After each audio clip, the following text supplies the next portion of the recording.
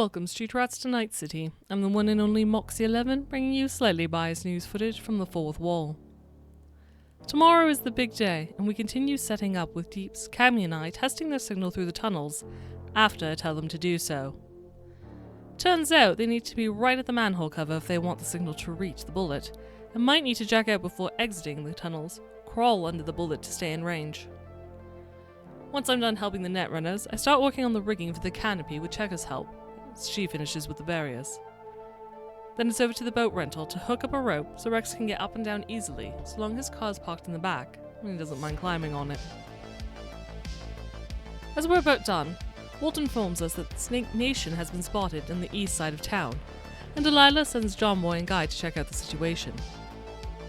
While they're gone, Rex arrives and we head to the house that Walt has set up for us to use for the night. Inside, we discuss the new plan, distribute the extra gear to whomever will find it most useful, and Rex insists that I'm too exposed and should take the Doberman for extra support. I agree. Oz sets Guy and Colt on watch, at Deeps' insistence, before taking Delilah upstairs. The rest of the crew seem content to sleep on the floor downstairs, so I grab the bed in the other room and prep for tomorrow. In the morning, the only last-minute preparation I do is hand Rex the extra assault rifle I brought, the rocket launcher, and the rockets to be used against the backup should it arrive.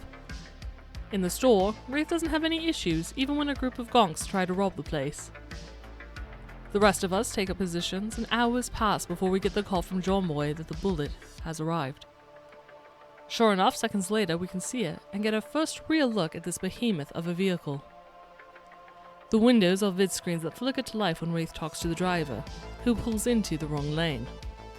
Unsurprisingly, to me at least, Wraith is able to come up with a ploy forcing them to park in the lane we need before he and both drivers head into the station to pay.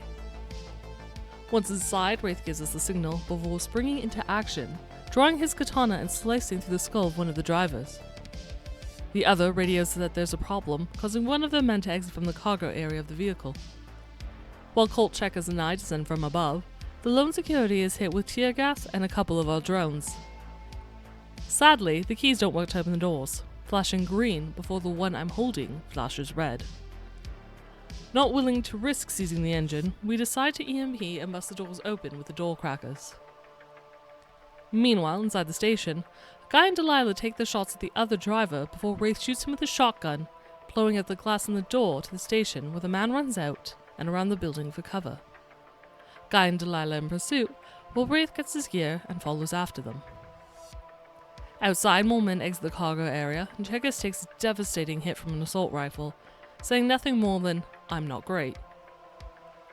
In the architecture, Cammy and Deeps have lowered the EMP shield, but their pathfinding reveals a deadly architecture that they don't want to stay in for a long time.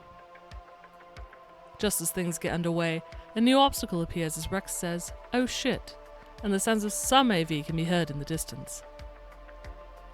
For the conclusion, tune in next week, and until then, stay safe, Cyberpunks.